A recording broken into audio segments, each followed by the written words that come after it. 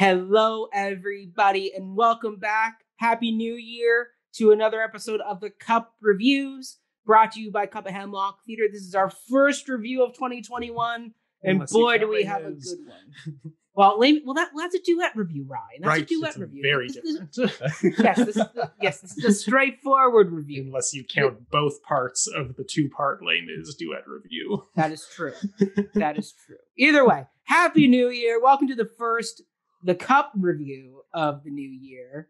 And we have a really exciting play we're talking about today, because this is our first play from the National Theatre streaming service. That's right, we're adding another one of these streaming services to our arsenal. We have Broadway HD, we have Stratfest, and now we have National Theatre. So our first National Theatre play is one that we wanted to do this summer. However, the way their timing worked out when they released it, we just weren't able to get it done in time. So thankfully, National Theatre has corrected this by creating a whole site for us. And the first play is the 2017 production of Amadeus. This is directed by Michael Longhurst, designed by Chloe Lamford, and music direction and additional music was done by Simon Slater.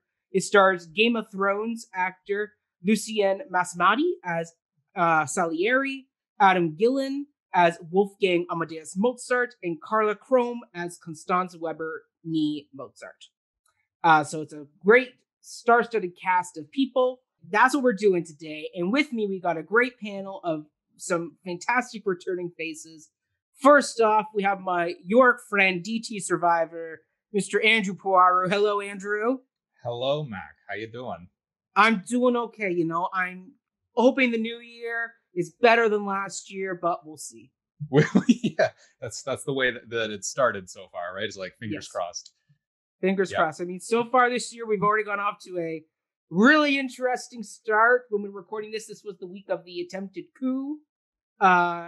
At least the first one. Yes, the first one. When if you're watching this 5 years from now. Who knows? But yes, that's what's happened this week. So yeah, 2020 already off to a rip-roaring 2021 is already off to a rip-roaring. It feels like it's still kind of 2020. Yeah. Yes, the coup feels like a carryover from last year. Yes, I agree. Yeah, season finale. I'm okay with the series finale as long as it doesn't they don't do a reboot. That coup could very easily fit into the world of Game of Thrones. Just saying. Yes, but can it fit into the world of Amadeus? Which is what we're talking about today. That's right, Amadeus. So, Andrew, what's in your cup today? I'm about to pour myself a cup of Crazy Uncle blood orange, rosemary, and maple punch. It's like vodka based. Ooh. So this is my last little bit. So the cup gets my last cup of Crazy for Uncle. That pop. Nice pop. The cup is honored, truly. Exactly. Now, also joining us is our Sarah Kane aficionado, as well as longtime guest. I mean, last time we saw her, she was on our review of Indecent. And that is Miss Aisling Murphy. Hello, Aisling. Hi, how's it going? It's going. How are you? I'm good. I like that I keep on doing these right when there's tumultuous United States political things happening. Ryan and I did our Crave review the night of the election. Mm-hmm. So it's really great to keep that continuity going as I watch my country disintegrate. But happy to be here. Happy to talk about Austria. It's going to be a great time. No tumultuous politics there. Oh, no, not at all. Haven't heard of any of it. Never, no. Perfectly civil country. Oh, yeah. 100%. Yeah. Also joining us is my co-producer. In the cup. Oh, that's right. Ash, I'm sorry. What is in your cup? Oh, I'm so sorry. So what's in my cup is hot chocolate with vanilla oat milk inside. Ooh, nice. It's like a hug. It's a hug. I like that. It's like a hug. It's good. It is like a hug. I like that. That's like a perfect holiday drink. I mean, right now up here where I am, it's snowing. So there you go. Nice. So it's a perfect festive drink. Happy January 7th. Exactly. We are off to a great start on this review, I have to say. We're all having fun. Yep. We are. Ryan, who are you? Drinking it all. Yeah. Ryan, my wonderful producer of all things The Cup, our literary manager, resident dramaturg. How are you, and what is in your cup today, and what is your ensemble? My As Jill would ensemble. I'm weird that I'm the only one who gets asked that, but I'm wearing a red and white shirt that looks pink in most lights. So there's that. I guess it kind of suits Mozart's extravagant outfits, maybe some of which were pink. I am drinking orange pico tea in my Cup of Hemlock cup, much like the poison that Salieri and or the Freemasons may or may not have used to assassinate young Mozart. Just drinking tea here, but very good. There we go. Well, tonight, because I am up in my childhood bedroom still, here in Barrie, I do not have my cup with me from the Cup of Hemlock cup. So instead, I am drinking some beautiful orange grapefruit Crystal Light. So there we go. And then my tie tonight reads, in quill, the play's The Thing. In the inside of my suit, this is my fancy suit, it has the purple lining that reminded me of the ornate costuming that was done for this production. So there we go. Yes. Okay. Well, why don't we dive into this play? Because I guarantee we're going to have a lot to say about it. It's a very interesting production. But first off, we always start with the positives. So which character do we feel was best performed? Aisling, I'll let you start this one. Oh, 100%. Okay. So I quite enjoyed the performance of Salieri by one Mr. Lucian Msamati. He was very good, and I thought that he balanced the foil relationship between Salieri and Mozart really nicely, and I'd say, like, if it's a seesaw, it definitely fell in his favor. I definitely want to talk more about that foil relationship later because, Mac, while you were gone, we decided that there's a specific way that this podcast is going to go, and I need to get up onto it, but we can talk about the best performances It'll first. be a fun surprise. Yes, it'll be You'll like it. You'll like it. Okay. Or probably not, knowing your taste in certain things. Oh, Ryan, what have you set up now? I didn't. It was all out. that's yeah. But yeah, Salieri, that's my kind of cop-out answer, but also I think is defendable. Yeah, Very defendable. Very defendable. Ryan, do you want to piggyback off that? Because you also have Salieri. So I came prepared, thinking I would probably get called on last. So I came prepared with many backups, and like the whole cast is great in this production. I will say, like our two leads really do they steal the show. Obviously, like both of them. Okay, Mac, I see by your face where you're probably going to go in the weakest department, but I will cut you off at the pass and say, I think, Lucian Msamati is a fantastic Salieri. I'm going to give my gold star to Adam Gillen as Mozart. Yeah, I'm assuming that was the cause of your face there a moment ago. Yeah, we will get into my opinions about Adam's portrayal of Mozart. Yeah. So Salieri, I agree. He was fantastic. Mozart, on the other hand, we'll get into him. Yeah, so Adam Gillen, I think he just gets it in a way, of what this play is trying to do by deconstructing the myth of Mozart, the great genius. And obviously there is a very famous film version of this play with Tom Hulce playing the part of Mozart. And I've always, as much as I love that film, I've always thought Tom Hulce was kind of the weak link of that cast in a way. And sorry, Tom, if you're watching. But no, again, he does a good job in it. But what I think is kind of always sort of any production of this play, what they'll do, the kind of point is that everyone else is very classical, button up, fancy, historical figures of great gravitas, and then you throw in a very contemporary man-child version of Mozart into that mix. And Tom Hulce did that for his time in that, wow, he feels so strikingly of the 1980s when everyone else is so classical. But aside from the laugh, which, don't get me wrong, it is a hilariously annoying laugh, but aside from the laugh, he never really got to me the man-child energy that I feel is what throws Mozart, or is what makes Mozart throw a wrench into the machinery of this Austrian court. Adam Gillen.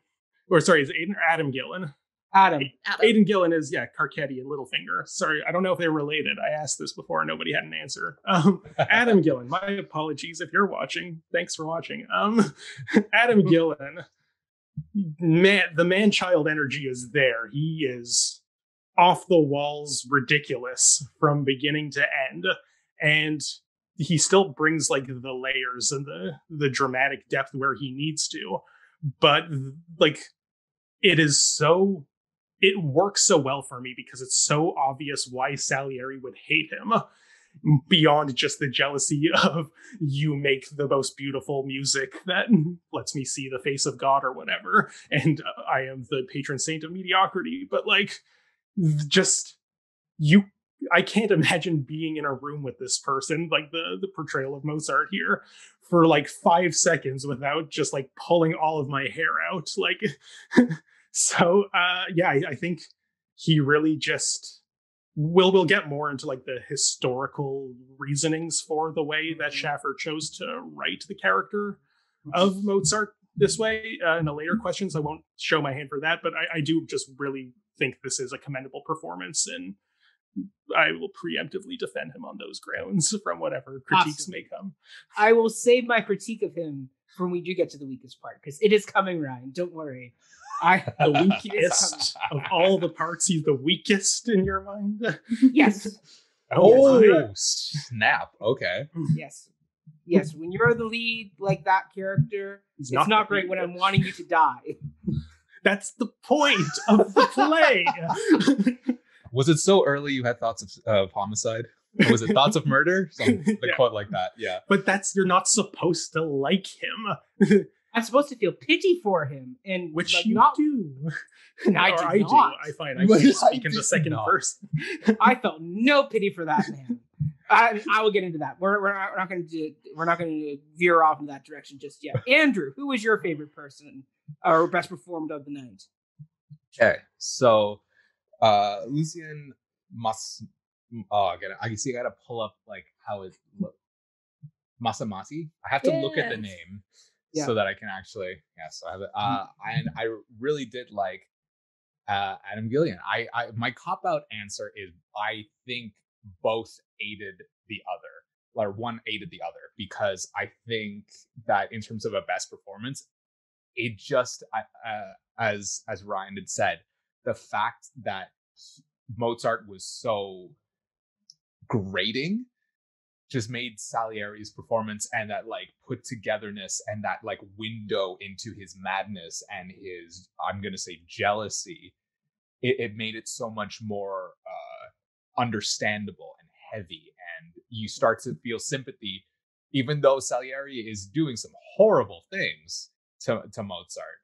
You start to feel sympathy for the guy. It's like, man, this Mozart guy just won't stop. He there's nothing that can kill this man. So you think.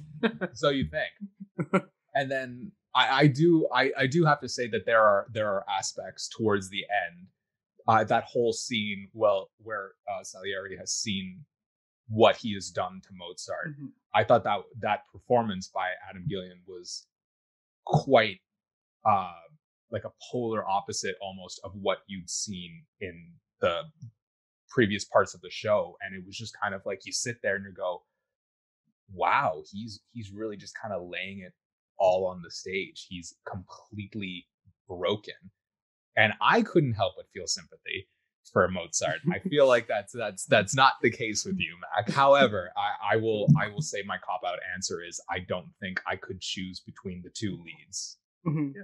Because they were just I feel like not that they needed each other, but that they needed each other.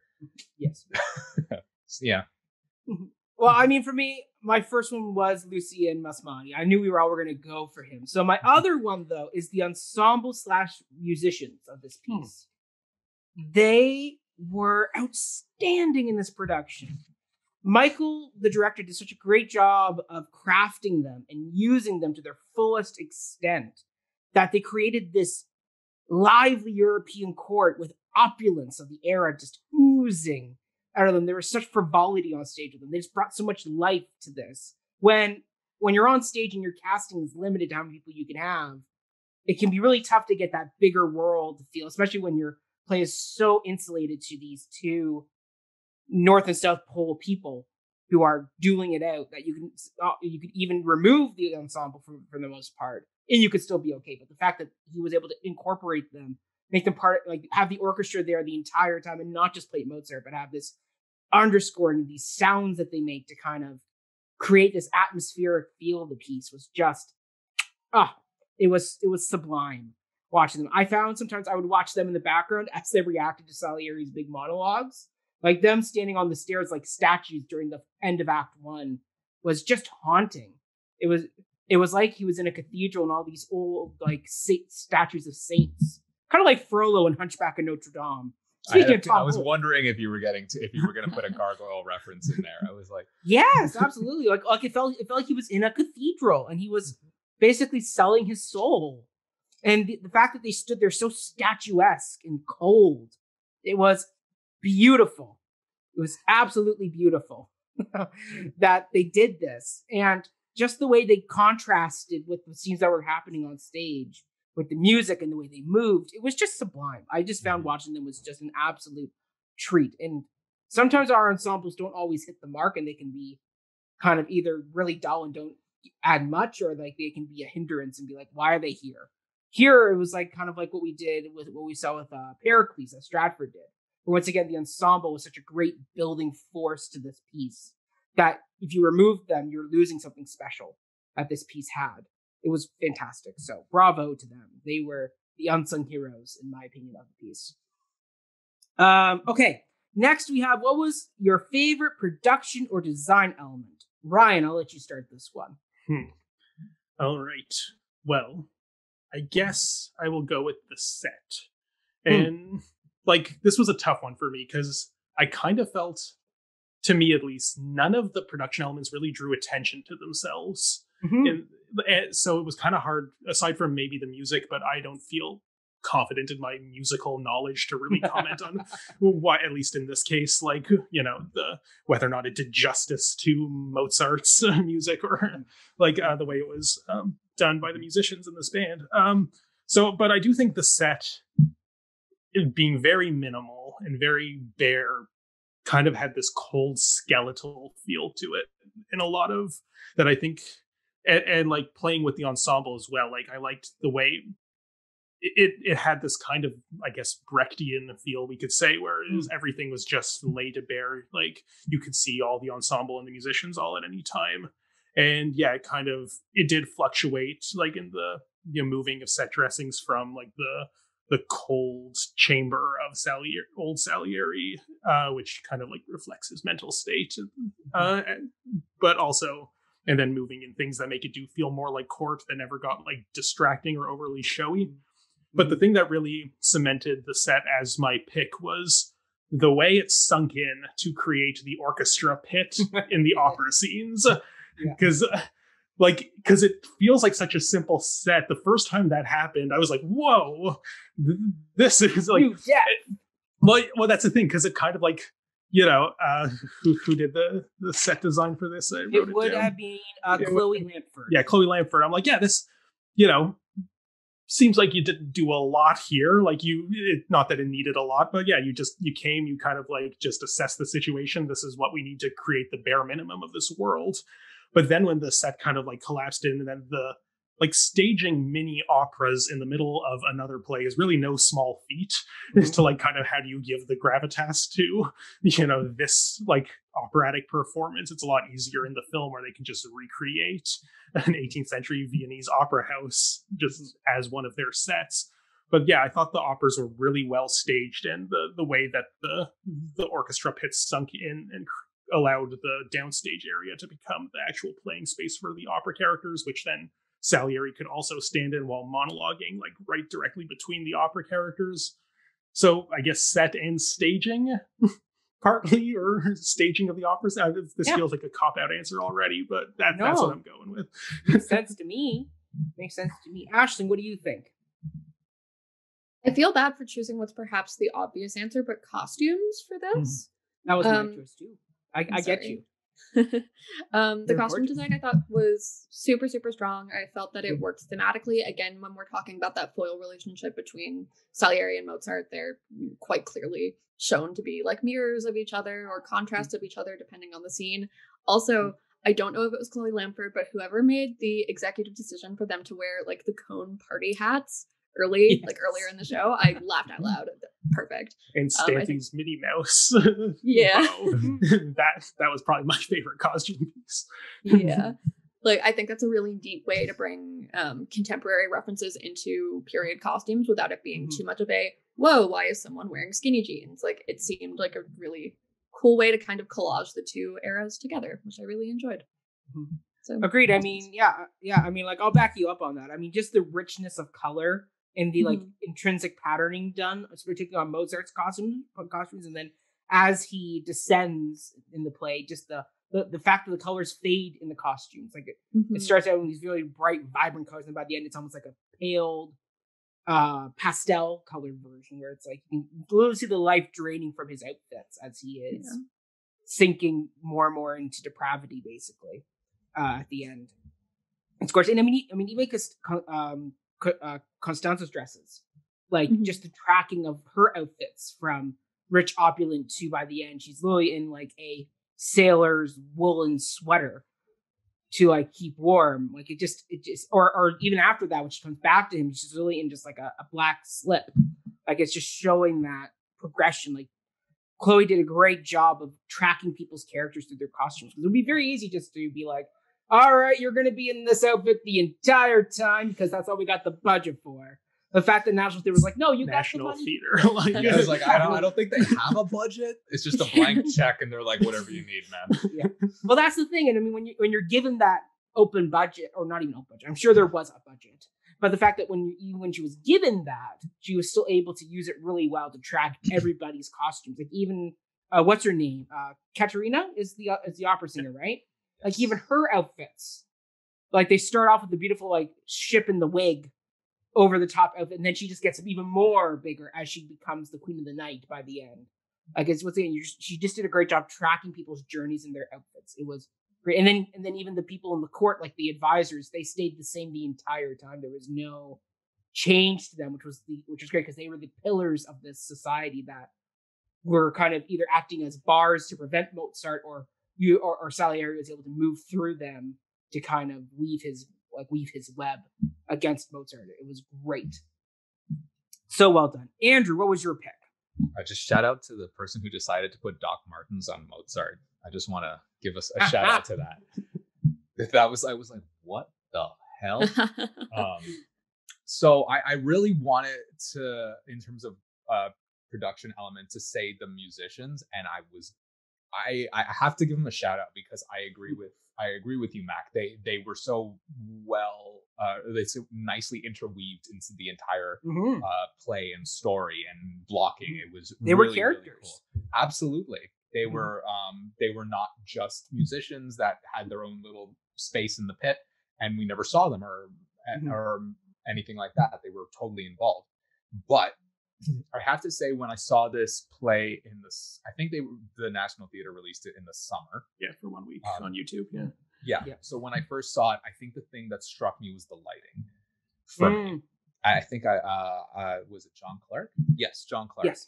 I thought it was really interesting because it was really shadowy. And like, I'm used to like somebody, someone's relatively backlit and like everything is more or less given like an equal lighting space. And it was just not that. There was lots of dark, but at the same time, it had this fantastic golden candlelight feel to it. And I'm like, that makes perfect sense. That's exactly how the salon in like in that time would be. And then the moment when Salieri realized or sets his challenge to God, and it's just this blue cold spotlight on him and the papers, the drafts of Mozart, and he's looking up and like challenging, like applauding, good job, you have rendered me useless. That feels real good. Thank you for that. That was he's like pulling a Tevye moment. Yes, absolutely. Not again. No, I'm not taking the bait here. Even though Rhyme issued the challenge last time. Let's be clear about that. But yes, there were just so many really cool choices made with the lighting that I think just amplified what was going on stage. During the opera scenes, there were colors, and there was brightness, and there was liveliness during Mozart's performance. And then Salieri had these weird contrasts of darkness and shadow and gold when he started really trying to like show off his fame and coldness. And it was just, I thought it was really cool. The one thing that really did, aside from the challenge that really struck me, was they had a light on the piano at one point dragging around Mozart as he's in this madness right before Salieri actually enters Mozart's place of residence. And I thought that was just like, for some reason, I don't exactly know why, I thought that was just a really cool choice, because I, again, don't know why. But yeah, I just remember the lighting striking me, and I think that's what I kind of have to, outside of the musicians, have to go with as my favorite production element. Fair. All right, let's get into what the weakest part of the production was. Would you like to start, Mick? I will happily start this one, because I know, Ryan, you've been eagerly chomping at the bit to have this debate now that I've set it up. So yes, my weakest element was Adam Gillen as Mozart. The titular character? Yes. I just couldn't get behind him as a character. And I know, Ryan, you mentioned Tom Hulce's performance as Amadeus, and I've seen his production now a few times, not just but other productions of this.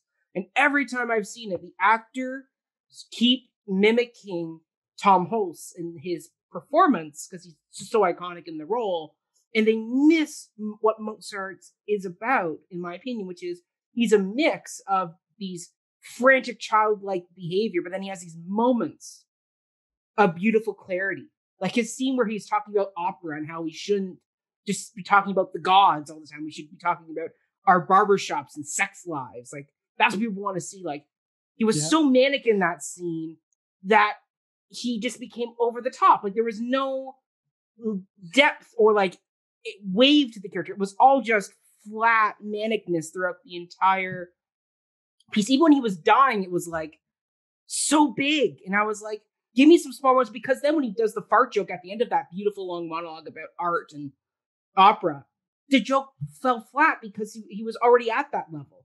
Like there was no differentiation of like somebody who was having a lucid moment of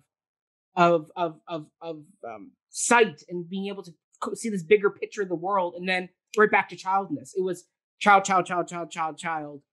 Like it was just so frustrating to me watching, because I was just like, oh, you are grading to the point I can't pity you. And the point is, like, I shouldn't be cheering for Salieri's destruction of you. Yes, we should. I think we should. I totally think we should. Sorry, Ali, you had your hand up. Is that what you wanted to say? I think that's the complexity of this, is that on one hand, we should understand Salieri's wanting to destroy Mozart. But as human beings watching somebody destroy somebody else, we should be like, no, and that's what I want from Mozart. I want somebody who's... But who's narrating the action of the play? Yes. Thank you. Salieri who's narrating it. But even then, Salieri acknowledges the power of Mozart, and we should be able to see that mix of who Mozart is, not just one level of him. And also the lisp. I hated the lisp that he gave Mozart. That bugged me to no end. That also, Adam, if you have an actual lisp, he doesn't. Okay, I don't know. Okay. Like, let's not critique that as an acting choice. It was an acting choice. It was an acting choice if you watch it. Didn't Mozart have a lisp? Never met the guy. Oh, I could neither confirm nor deny the fact that, but according to all my research I did, there was no lispingness of his thing. So yeah, I just couldn't get behind Mozart, and that was the problem. Neither could Salieri. But so my response to that is, then isn't that kind of what drives Salieri to his madness? Because his whole thing, his whole dedication to life, is to be God's conduit, and he has modeled himself off of more or less God's image. He tries to be pure in that sense. He tries to conduct himself like a gentleman. And then all of a sudden, you have this guy who is a man-child who is so, as you said, manic with a lisp, and he's crude and he's rude, and you're going and then he's delivering in this crude manner this insightful thought of, shouldn't opera be about our everyday lives? Doesn't that make perfect sense? And wouldn't that drive you nuts? Because I had to relate to Salieri at that moment. I'd be all like, he is the most annoying human being on the planet. But what bugs me is that he has a point. And I hate that because I can't get that insight. And it's not even just that he has a point, but that, like, Mozart is a genius. Like, this isn't a controversial statement. Like, he was a genius. Well, I know, but and this is probably more so a comment on Lucian Msamati's acting here, but like something that, and F. Murray Abraham did this very well as too, but just the moments whenever he's asked to comment on the quality of one of Mozart's pieces, there's this like profound sincerity in, it was marvelous, it was extraordinary, and that's all so like earnest. And then what I loved about Adam Gillen is that he immediately followed that with the most pompous delivered line, "It is the greatest opera anyone has ever written." And then it is the contrast of like, because you feel for Salieri that like, I think the jealousy wouldn't be so profound if Mozart wasn't such a shit. Like if he was an upstanding citizen, like paragon. I don't want Mozart to be an upstanding citizen. I want him to be a child, because that historically we know that's what he really wrote a song called "Kiss My Ass." Like that is a thing he did. So he can't, like, historically, yes, you absolutely should play him like a child, but give him a little bit more than just flatline of this character. Like, I didn't feel there were any peaks and valleys to this performance. It was all just at a 9 the entire time. There was no ups and downs. And the fact that like I'm waiting for him to die, it's like in his death scene, I should be pitying this man. I really don't I don't pity him. I was like counting the minutes. I was like, dear God, we still have another half an hour. Like, kill him. It's so frustrating to me that you see that as a fault, because that to me feels like the point. It's the journey. Like, and I could get being annoyed by it. Again, that's the point. But like, to ding the play and the actor for that seems like a real misfire to me. No. And like, speaking of ups and downs, he did hang upside down from the piano immediately after Don Giovanni, and he's just flailing his arms and swinging his legs like a bat or whatever. And I'm just like, oh my God, this is the guy who wrote Don Giovanni. And like, this is brilliant staging and acting. Like, I loved it. Sometimes it worked. Like, I'm not disagreeing. Sometimes it worked. It's just, it was just the same thing, the same level the entire time. And that's where it just gets to the point of being not just grading as a character, but as a performance. As a character, I want you to be grading, because Salieri needs that motivation to be Salieri. But when it then starts to interfere with me actually watching the play and actually enjoying the play, that's where I began finding issues. Because you absolutely need Mozart to be infuriatingly frustrated, but not to the point where I have no pity for this man who's like being destroyed, and I'm actually counting this so the production ends. So I'm sorry, last point, and then we can move on. But like, I have to keep debating this, Ryan. Well, like, I know. So nobody deserves to die. Just like full stop. Especially not for being annoying. So like, so what my kind of rebuttal to your like really want Salieri to just kill him already, like, that is remarkable theater that is able to get you in that mindset, but you know, eventually you hit pause, refill your drink, and your moral compass kind of sets in and be like, wait a minute, why am I feeling that? He's just annoying. And sure, there is the jealousy element there, but like, I don't think we need the actor to bring the empathy for us to not want him to die painfully at age 26. Was he like 35? Whatever. Young man. 35. Yeah, he was in his 30s. That's the whatever.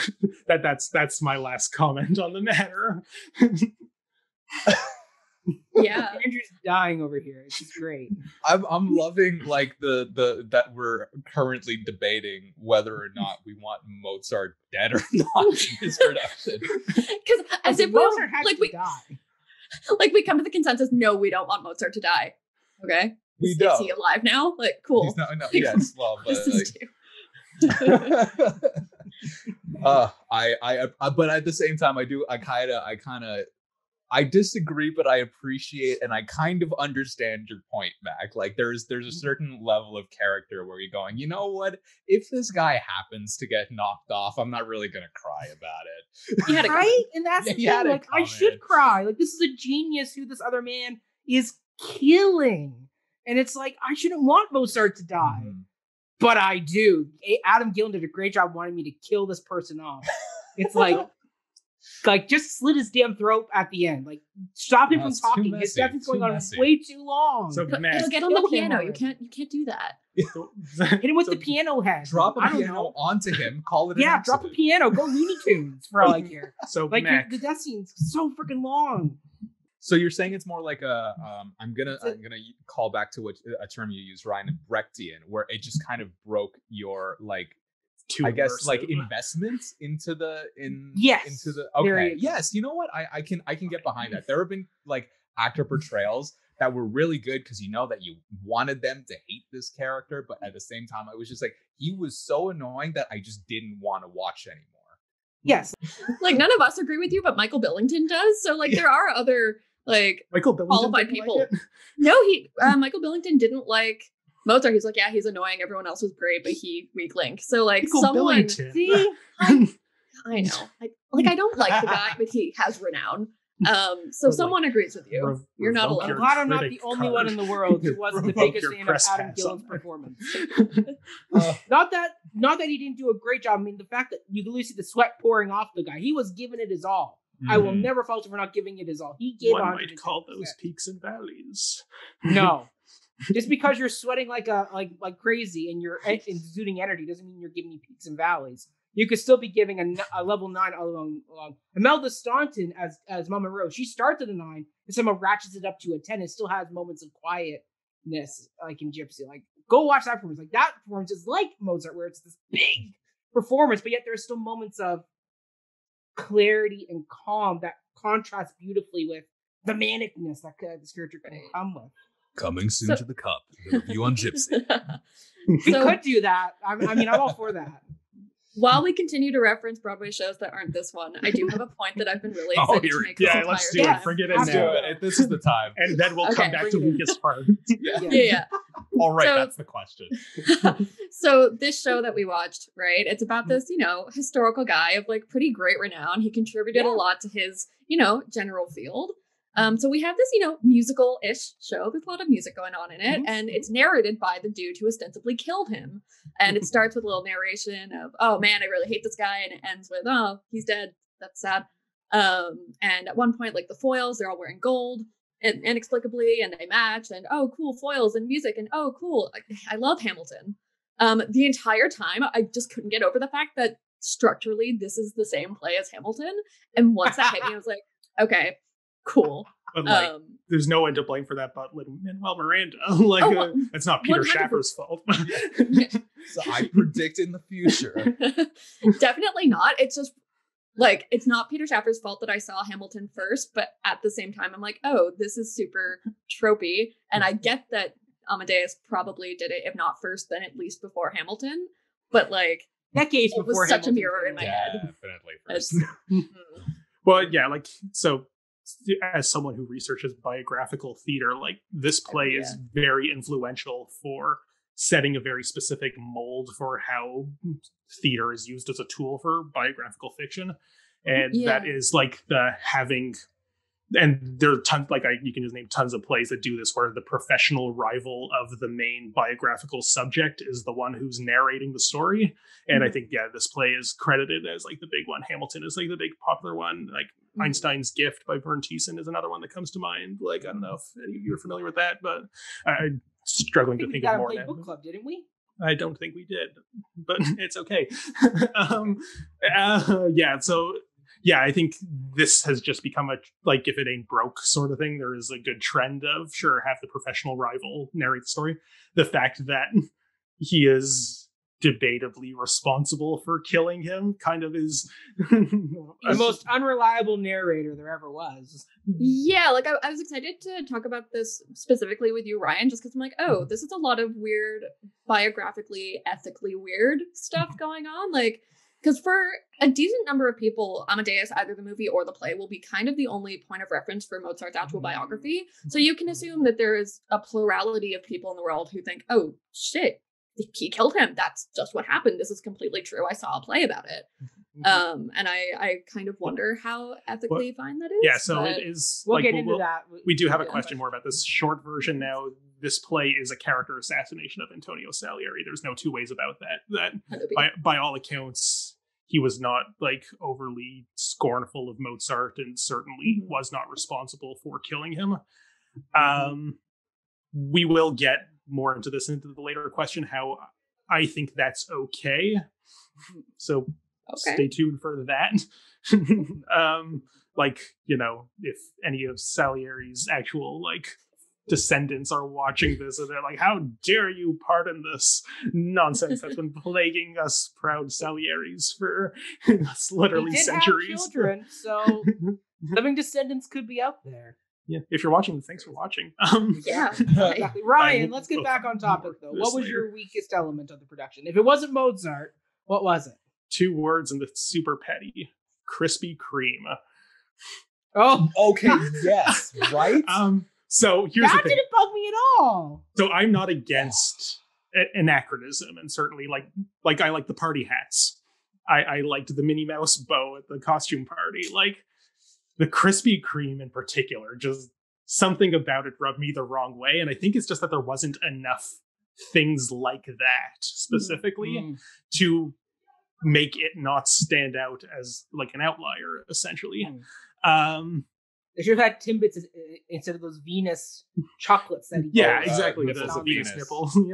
Nipples of Venus. Yeah, like if like all of the food was just very contemporary packaged processed things, then I could get behind it more, and it would play more into that, bit of an oxymoron but Brechtian immersion in a way.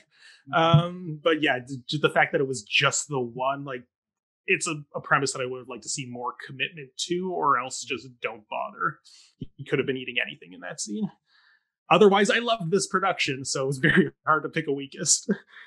That's it for me. Fair. Andrew, weak element for you. So I can reduce Ryan's 2 words to 1, and it's Starbucks. I was like... I kind of get the like wanting to put like elements of modern, or not modernism, but like modern elements into the play.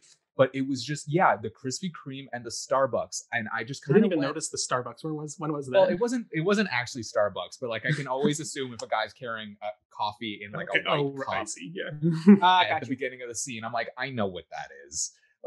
that's we've Starbucks. All seen Game of Thrones. Yes, yeah, we've all seen it. And I totally agree with you, Ryan. It was just kind of like, I'm like, why was that there? Because it wasn't there, as you said, enough for me to go, okay, there's a link.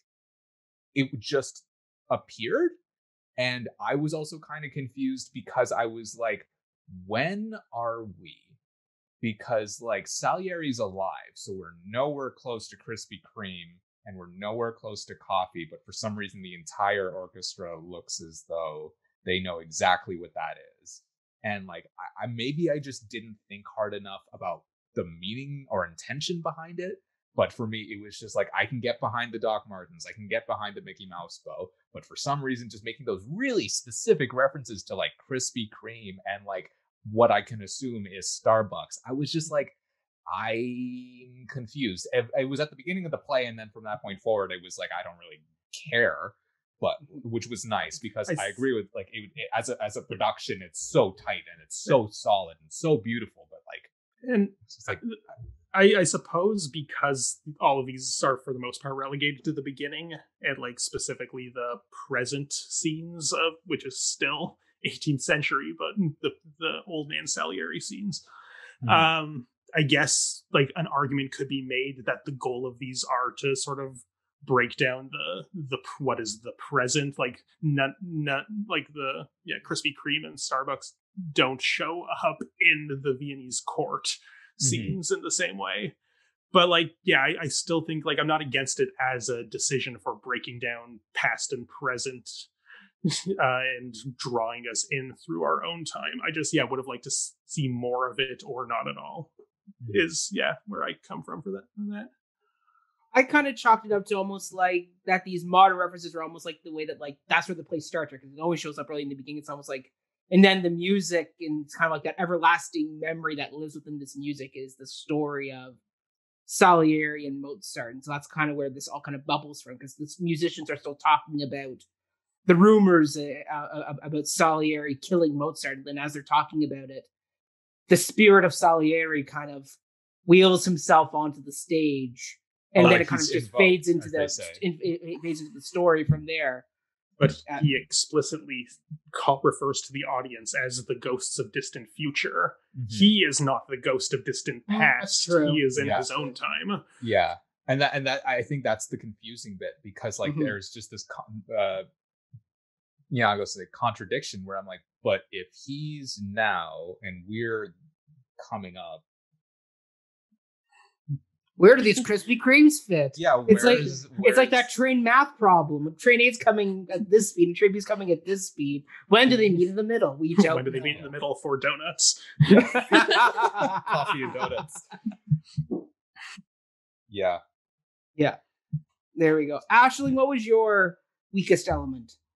I have two, and they're both completely unfair and chalked up to personal taste. So sorry, Peter. I think that's all of these. As these discussions. So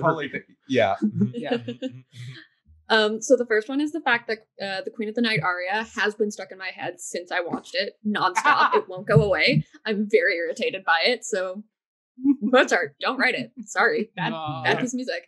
Just kidding. It's not, but it won't get out of my head. The second thing is a little more serious. It's a style of playwriting that I find has aged quite significantly. Like everything felt very tied up very nicely and very well contained structurally. Like it feels like a play of the late 20th century because it is one. And it feels like something that you'll see a really solid production of at like a local regional theater or like Ottawa Little Theater. Like regional theaters are going to do this really, really well because there is a lot that it's offering to the actors, but I also don't think it's super like revolutionary or interesting. I don't know. I feel like there might be more interesting ways to tell that story now that there are more playwriting tools at playwrights' disposal to freely experiment with. And I'd be curious to see this story told, I don't know, like elements of verbatim or just something a little freer of the well-made play mold. And that's not Peter Shaffer's fault. It's just it's not my taste.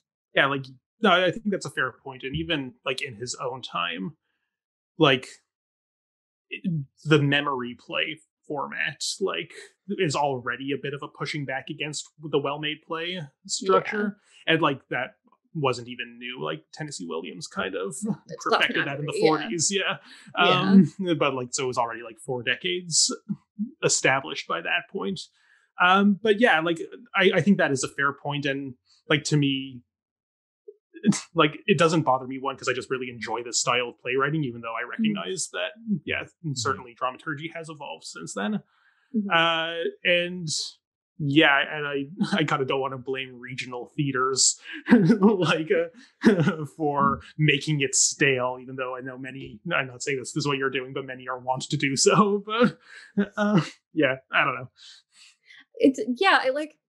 I don't know, like this production of it was a really good production of what to me was just a pretty meh play. And this was my first time engaging with this play as well. So I was grateful and pretty excited to be like, oh, this is actually really strong production values. The performances are all, strong. And you've got these incredible musical like interludes and inclusions, which I thought was really neat. And this is probably the best that this play can be, but do a different play.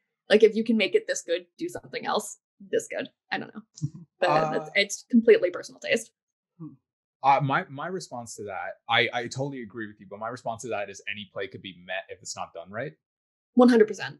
So but I definitely appreciate, like, I'd like to see a quote unquote rewrite of the play done with different dramatic or dramaturgical elements, because I think that would be really interesting, and it would definitely put a new breath into the play and into the audience that it brings in. But for sure. Yeah, I would offer the challenge that I think something else can be done with the play as is that we just haven't thought of yet. Like, I'm sure when it was performed first or it performed second and they had those one or two big productions, they went, that's as good as it can get, and there's always like a next step. But yes, I definitely see your point. It is a formatted play, and it's formatted from however long ago. So yeah, I totally see that. I can get behind that as well. And like Salieri's recollections done by video diary. Mozart texting in skinny jeans as he writes music. Oh my! I you know what? I'd hella watch that. I'd hella watch like a verbatim version texting, like we see text appear on the screen. Like, I mean, they did that with Stratford's Coriolanus, right? They did, and it worked. Yeah. And like, I kind of wonder as well if audiences en masse have kind of evolved past the point of needing as much information is spoon-fed to them in Amadeus as there is. Like, I don't know if it needs as much editorializing of the relationship between Salieri and Mozart as Amadeus provides. Like, I feel like a similar story could be told now, making the same points without saying multiple times, this is the point I am making. Yeah. But, yeah, no, I totally see that. Because like you see it with like even like Shakespeare, like he's giving lots of explanation as to says like, 100%. Dude, we see it. Hamlet is going through some stuff right now. But yes, I totally Die already, Hamlet. Yeah. just kill him or die. It's one or the other. You're really annoying me, Hamlet. If you could just die sooner and faster. No, I'm just kidding. But yes, I also wonder, like, that was a thought that struck me too. I was like, wow, Salieri talks a lot. Yeah, great. That is totally a great point, because like that was a thought I had in the summer when I watched it the first time. I was like, wow, you don't see that anymore when there's a character, as you said, spoon feeding information to you. Yeah, you do at fringe festivals because they're all solo shows. Yeah. You don't see it you don't see it on the stage of the National as much, or maybe, or at least not, maybe not like, or when they do revive older plays like this, but yeah, like the big well-funded theaters like Andrew, this. You expect. I seem to recall our GT piece in fourth year had a lot of long monologues reiterating the point to the audience. And there's nothing wrong with that per se, but yeah, it sometimes can be redundant, and especially when you are relying on narration to convey the story, as a solo show by default has to. Yeah. And it doesn't have to be done, as you would say. Like, there's more to it.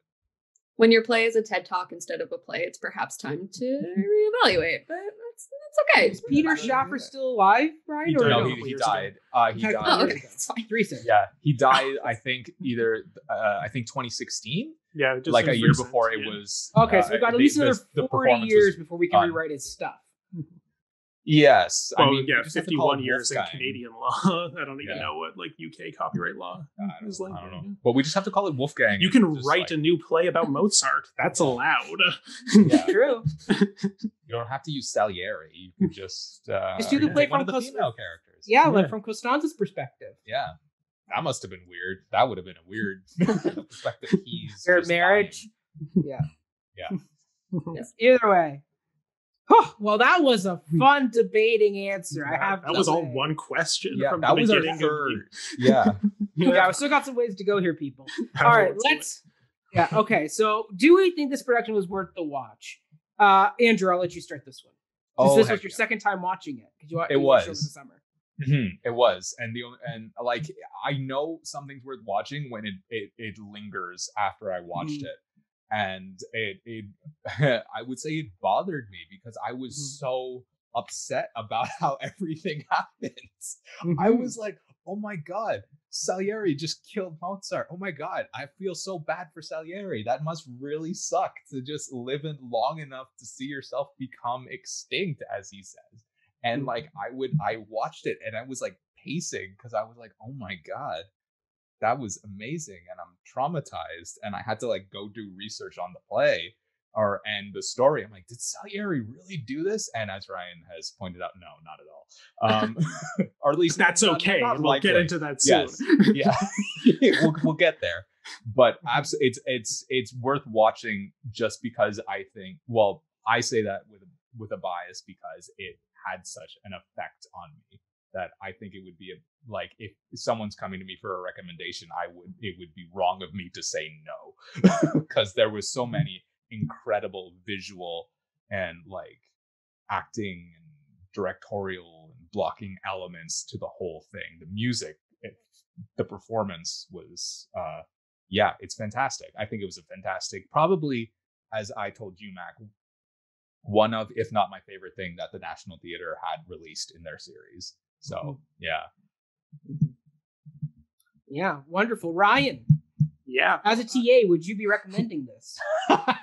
So if I would, okay, well, if I was TAing a course that had Amadeus the play on the syllabus, then yes, I would recommend my students watch this instead of the movie for the sake of studying in the course, because the movie changes a lot. Like Shaffer, I believe, wrote the screenplay for it, so it's all it is stamped with that authorial seal of approval. But but yeah, it is very much a big departure, and I think most people encounter Amadeus through the film more so than reading or seeing the play. It was a very popular film. It won all the Oscars that year. And Milos Forman is like one of the great directors of the 20th century. Like he sadly passed away in the last few years. But great loss. But he made some of like the greatest films of all time, like Cuckoo's Nest and Ragtime and this. And just what a command of cinematic language that guy had. And but it changes so much. So to answer your question, for educational purposes, I think the play is truer to the history than the film is. Not a lot, and we'll get to that. But certainly things that people have, historians have taken issue about in the film aren't problems in the play. Some of them. One of the most notable things being the final scene of Salieri getting dictated music to by Mozart. Yeah, that never happened. Nope, but not at all. But the play doesn't claim that such a thing happened. That is just good drama that they put into the film and makes the film very compelling. But yeah, so for educational purposes, I think this is an extraordinary production of an extraordinary play, and I would suggest it. For just general viewing purposes, same answer.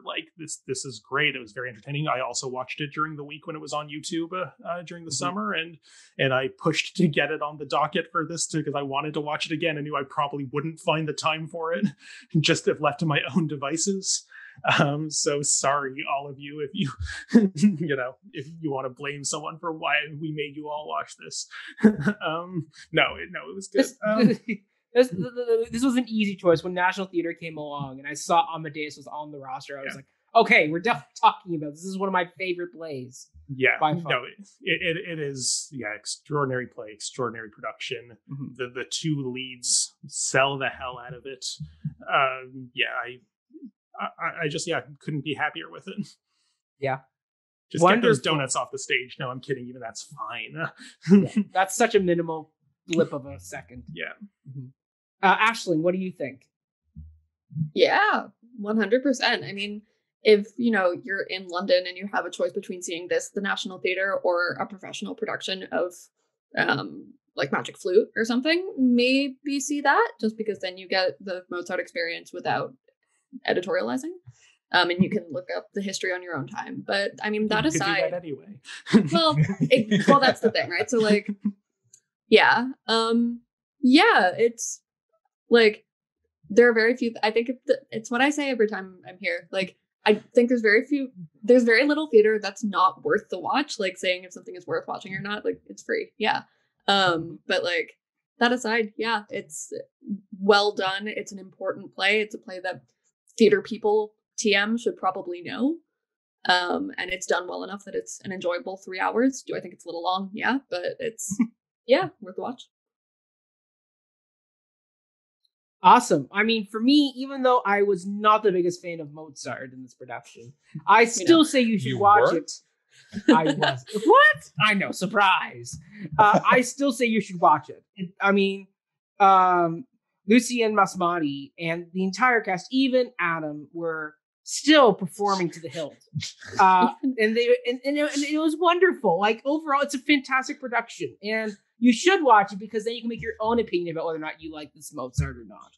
Yeah, somehow this production of Amadeus survives its title character. He's just dragging it down, but somehow it does okay. Yeah. Hey, that can happen. Comments, go in the comments section, be all like, Mac, you're right, or Mac, you're wrong. Let me know. Let me know your thoughts. I would happily engage you in a debate Keep online. this debate going, yeah. Yes. And we won't. Also, like and subscribe. Yeah. Yes, like and subscribe. But yes, definitely watch this. It's a fantastic production. I mean, I've seen a few regional productions of it, which were wonderful as well. I've watched the film several times. It's one of my favorite films. Very good adaptation from play to screen. It stands on its own. But this is a great play. I mean, together with the movie and this version of the play, you mix them together, you have a great look at what Peter Shaffer was going for. Shaffer or Schaefer? I believe it's Shaffer. I think it's two Shaffer Fs. as well. Yes, Shaffer. So Peter Shaffer, well done to you. This is a fantastic piece of your work, and I think this is a very worthy adaptation of your work to watch. So there we go. Okay, now let's break this down a little bit further. So in this production, Lucian Msamati is a BIPOC performer playing a stereotypically a white role. So does changing Salieri's race alter your interpretation of Salieri's character and his relationship with Mozart? Andrew, I'll let you start this one. See, I really like this question because it kind of crossed my mind as I was watching it too. I was like, there's a lot that could be said about like the relationship now that we've put race into it. But at the same time, and you know what, in my initial watch, I kind of like glossed over it. I was just kind of accepting of like, all right, so Salieri's black. Let's just keep going with it. And at the end, I was like, you could arguably say that there's a lot more on the line for Salieri, given the fact that he is a BIPOC, not performer, but BIPOC composer. But I'd also say like that shouldn't be it. That shouldn't be, and even like I think Lucian said that he kind of craves the day where he's not really seen as a black performer, and he finds it strange that he had come from a place where he was just a performer. He wasn't a black performer. So I think that like there's enough of a performance given, and there's space for you to go just like, no, it's just Salieri. Like that, like he said that his motivation is to get rid of Mozart because essentially he's jealous. And it's two ways, I think. But I kind of lean towards like we can see that he's black, but we don't need to put any other what's the word? Now that I've lost it, the reason to do something, inference, but like you're imposing oh my God. like weight on it. Yes, you're putting any Motive. Thank you, for the love of Hendrix. We did. You don't. Yes. Oh my God, English left me. I blame the crazy arms. But like, yeah, we don't need to project any motive on him because of it. I think it's just, I think we can just treat it as an actor doing a performance, and this is our performing a character, and the character is this.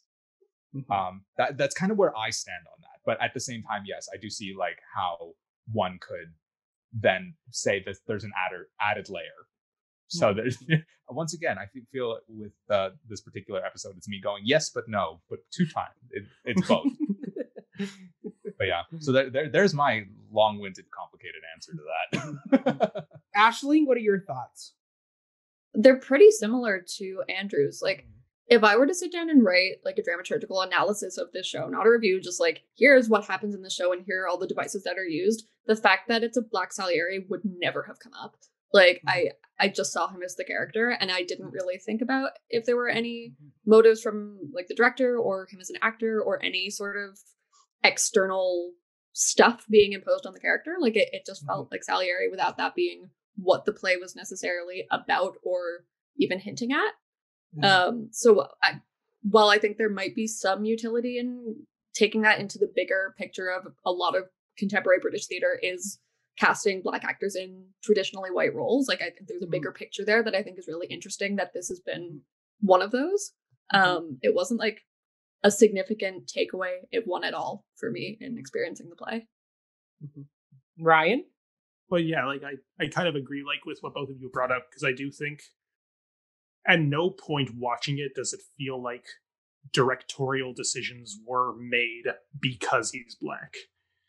Like, I do think to me, there is a very persuasive or palpable reading of the older Black man who has to work so hard for everything being shown up by this, young upstart white kid who just everybody fawns over. And I don't think the irony is lost on the production team. But it doesn't seem like that was woven into, this is the statement that we're making with this show.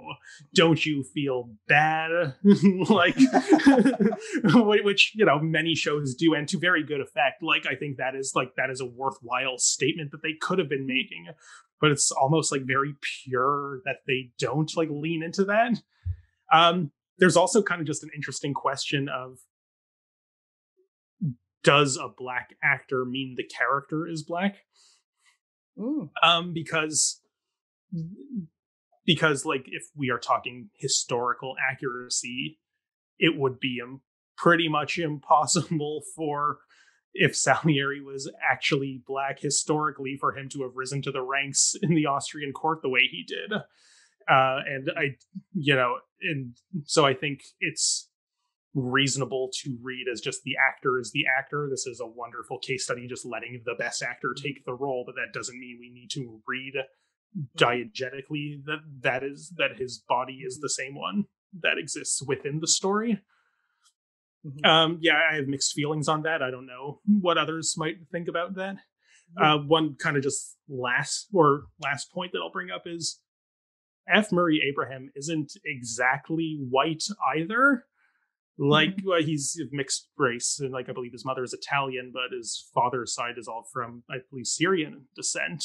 And he's very white passing, and like you never watch the film version and be like, wow, they cast a half Syrian actor to play the role of Salieri, so progressive. But he's also able to play Zero Mustafa in Grand Budapest Hotel, and like, so I do think like it's interesting that there is precedent for like this racial ambiguity with the character that like is obviously brought to a head here because, we are certainly not looking at a white passing actor in the same way. But yeah, I don't know. I'm just meandering with thoughts. I didn't have a good answer to this question. I just think, wow, there's a lot to talk about here. I do really like that he doesn't mask his natural Zimbabwean accent, but he mixes it with the Italian accent, and I think that is like the beautiful hybrid between the performer and the role right there. And that's probably as cogent a thought as I'm going to make on this. So Mac, pass it to you. Oh, goody. So for me, like, it was very clear the play and the director were not wanting to highlight this element, really. Like, they were treating it very much like, this is just Salieri, this is a story, we're not making a comment on race.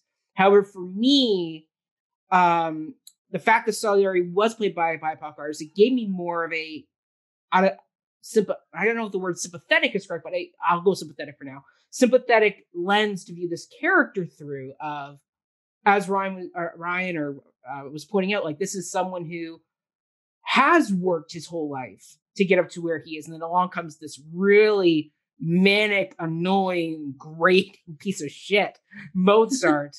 that once again, Adam did a great job wanting me to kill him, but maybe too good.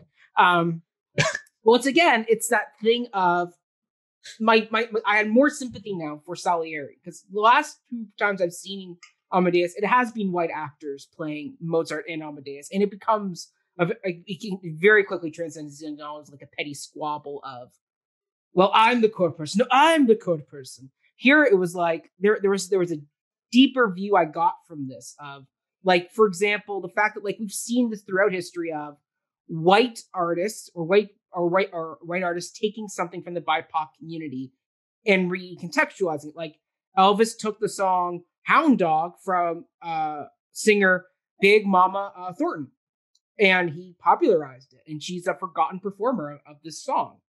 It's in that, and when we got to the march part where Salieri realizes that Mozart's taken this gift of a march and has reused it for his own popular need, it hit so much more to me, where I went, oh, I get your jealousy and your anger that you've worked your life to get to where you are, and now this has come for you.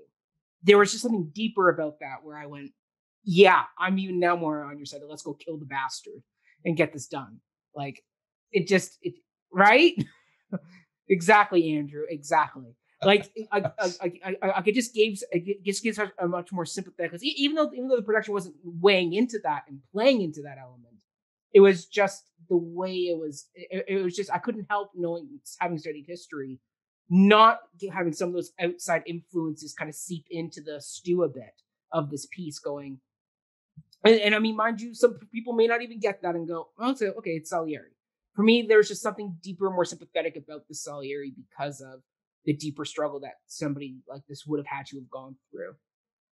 And that's my kind of answer to this question. It's a very complex question. It's a very interesting question. I mean, we're seeing a lot of this type of questions right now. I mean, there was the whole debate with that new Netflix show, Bridgerton, and the fact that, like, Queen Charlotte is played by a BIPOC actress. You also have like members of the aristocracy also being played by BIPOC artists as well, and people kind of going, well, is that right? Like when we do that, even though it's entirely historical fiction and it's a piece of fluff, soft porn fluff. But people are still questioning it. So it's interesting how we look at these types of things now. It's a much bigger. Like, also, a lot of people are racist. Let's not forget. That's true. In case the recent coup didn't remind us of that. That's true. That's true. So, but yeah, like I do think it's different. Something like Bridgerton, where that is like an alternative history. That what if way back when they were post-racial. To kind of mix some terminology there to just being like, and this is sort of what I was getting at with does the fact that we have a black actor mean the character is now black? And I kind of, I don't know if that's like a fair one-to-one comparison there. I definitely see where you're going with that, and I kind of agree. It's a weird kind of, because like I myself wasn't quite sure, because I sometimes look at BIPOC performers playing historically white people, and I go, can I say that? Like it's a weird kind of space you have to make in terms of what decisions you make in a performance. Is it I'll say historically accurate, for lack of a better term, versus like does it need to be? Can we just let the performance speak for itself? There is a performer on stage playing a character. It's not the person. Does it matter if they're totally they look like the person or not? Or can they have the same intentions and just like go on with that? And it's I totally see where you're coming from, Ryan. It's I think in theater there's space for both, and there's analysis for both, and it's interesting because I think in the world we live in, with like, you know, where we have coups and people breaking into the U.S. Capitol, you can't help but make inferences about a BIPOC performer playing a white role. You kind of just, in the world we are that we live in right now, it's kind of like something you have to consider. Like, oh, there are different intentions because they're like, people live different lives. I would almost say that it's at least close to a fair one-to-one comparison, because it's so hard to it's hard to split the argument. I think so. Well, yeah. I mean, Ryan, I think this could be a great roundtable conversation in the future. Perhaps Should we will. To go? Yes. Perhaps like that's if I could wink, I would wink right now at the camera, but I can't wink. So right. Wink, wink. There we go. Just say it. Yeah. There we go. All right. Let's end to the next question. So does this play give us a good historical biographical portrait of Mozart and or Salieri? Ryan, I'll let you say this. You already started to allude to it. First of all, no. Don't even think we... Yeah, like, I don't know. I'm not going to come on and be Mozart historian and be like, didn't happen that way. Like, you can look it up. That's the thing. This is how I feel about historical fiction, and that applies to historical dramas too. You can look it up. Mm-hmm. Wikipedia exists. Like, can we trust you Wikipedia, don't even though? More or less. More or less. You can more or less trust Wikipedia, but fine, you can go to the library if you're really concerned about what actually happened in the life of Mozart and Salieri. That's not why we go to see a play like this. I would caught myself before that that's not why we go to theater, because there are more non-fictionally oriented forms like verbatim theater. Hey, we talked about that earlier. That I think, are supposed to, by framing itself as non-fiction and setting that horizon of expectations, it is kind of expecting to be treated as fact. This play is not that, and it's foolish to pretend otherwise, even for a thought experiment. That said, there is the ethical concern of, if people won't think critically about it, will they just take it all at face value? And all those poor little Salieris that we just talked about, who have spent centuries being told that they must, repent for the sins of the father for killing Mozart. Like, that's a reasonable concern. But the reason why I think it's okay isn't just because it's a historical fiction, so it is not beholden to that. On that same point, like, I don't know, Quentin Tarantino, who I know is a controversial figure, but gets a lot of flack for like his, we could call it alternate history trilogy, where we'll go with that.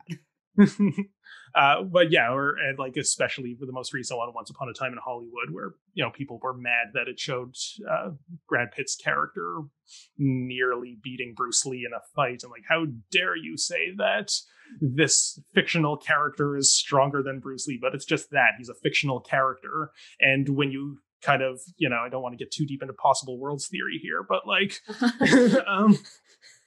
so I'll spare you that. But when you create the seal of fiction, that you can get away with anything because the poet affirmeth nothing and therefore never lieth, to quote Sir Philip Sidney. That said, the big reason why I give a special pass to this play in particular is this is a play not just about history, but it is about historiography. And it is about deconstructing the myth of Mozart, which there's another very important text that did precisely that. And the proximity between when these two works were written is like shocking to me. And I don't know if Shaffer ever read it, but Wolfgang Hildesheimer, I don't know if any of you are familiar with him. So he was a German playwright and a biographer and writer. He was very prominent in like the 60s and 70s as kind of rebuilding German culture post the war. Like, I don't know, he's largely forgotten outside of Germany these days. But in 1977, he published a new biography of Mozart that basically does a lot of the same things that this play does, insofar as it corrects the mistake that most previous biographers that make it, saying Mozart was a genius, he was a flawless human being, and everything about him was perfect, and what a tragedy he died young. It's like, no, if we actually look at the kind of person Mozart was, he like just reading his letters and like actually like looking at the sources, he was a really flawed, very juvenile person. Mm-hmm. And the kind of inherent contradiction is, but he wrote the greatest music of all time. And how do we not let that genius sway the way we interpret the life? And this play, which was written 2 years after the German language, like first edition of Hildesheimer's biography, and like a year before the English translation came out. So like I don't know if Shaffer was able to read German. I don't know if he read this book, but like it's kind of amazing to me that like this play dramatizes this historical debate that was happening in the time, and like certainly takes a side on it, but is pretty up to date with the latest research that was going on at the time. Now, Hildesheimer doesn't even remotely suggest that Salieri killed Mozart. We can thank Pushkin for that. But what I think, again, following the same trend of what Shaffer was doing in spiritually dramatizing what was going on in the discourse of history, he created a play about the myth of Mozart and Salieri's rivalry, which is an important part of the biographical legend, to use Boris Tomaszewski's term, of what we understand to be Mozart's story. You could tell like a very straight, probably boring biographical version of Mozart's life, but it wouldn't be rife with this drama because most people's lives aren't that interesting, even geniuses. I think Schaffer's not trying to say, this is what happened. He's trying to say, this is the story. And he doesn't come down on the side that Salieri killed Mozart. That's what's so brilliant about it. He comes down on the side of, this is a possible theory of how this myth could have entered circulation. What if Salieri started it? And that's a bit of like an oversimplification, because he still says that's how he wanted to and put all these measures into motion, even if he didn't like do a final striking blow, and certainly didn't poison him, but or at least not literally. But I think like what this play does really well is it dramatizes the historiographic tension between these two figures, Mozart and Salieri. It puts on the stage the story of their legacies in a way. And it's an explanation for why we only associate Salieri, who was one of the most famous composers of his day, with the weird conjectural theory that maybe he killed Mozart. And this gives us a really engaging version of that discourse. And I think that's okay. I kind of think that's brilliant. And I'm sorry if me saying that alienates all the little Salieris out there. End rant. Wonderful. Andrew. What was the question? Is it accurate? Yes. Does this play give us a good historical biographical portrait of Mozart and Salieri? I wrote the question deliberately omitting the word accurate, because that's not the point. Yeah, I mean, like it's not accurate, but like I'm trying to find something to say that's not essentially what Ryan's already said, but it's kind of hard to not, because like I agree, it's not good history, but it's good drama. And I think that's fine. I think it's good drama about history is the best thing about it. And it's fine. Like Shaffer, I don't think Shaffer actually like made the claim that like this is what happened. This is the untold story of Antonio Salieri and Mozart. Like that it never happens. It's just it's for arguably it's for fun. It's meant to be entertaining. And just because it happens to involve two historical figures shouldn't it shouldn't be read into more than that. It's a what if. It's what was an alternative universe, I guess. Mm-hmm. It's just meant to be that. I don't think that again, it's not good history, but that's, I agree with Ryan, that's okay. I'm sorry to the supposed impossible little or big currently living Salieris. Right, I don't know why I decided they're small. Yeah. just a 40-year-old guy going, God damn it. I like the model where it's like an 8-year-old Salieri watching this, like, what are they saying about him? What did they do? It's okay. Your great grandfather was a good man. It's gonna be fine. But it's fine. It's meant to be. And you know what? It prompted, at the very least, me to go, was this true? Was this real? It may not do that for everyone, but it still prompts. It at the very least, it may prompt a population to learn some stuff about who these people were, and as again Ryan said, learn and deconstruct this myth that somebody who is great at his work is a better than average person or more interesting than the average person. It does that. So yeah. Well said. Ashley, your thoughts? Yeah. No, it's not accurate. So just get that out of the way. I really want someone to say it. Yes, this is 100% what happened. Tinfoil hat activated. I just wanted to. We haven't heard Mac yet, so I'm ready. I just wanted to quickly go back to something that Ryan said, which is the word tension, because this is 100% a play about tension. It's the tension between characters, tension between past, present, and future, and then tension between truth and legacy, and the kind of liminal space between man and God. Yes. Yeah, exactly. Tension to the pile. Yeah, 100%.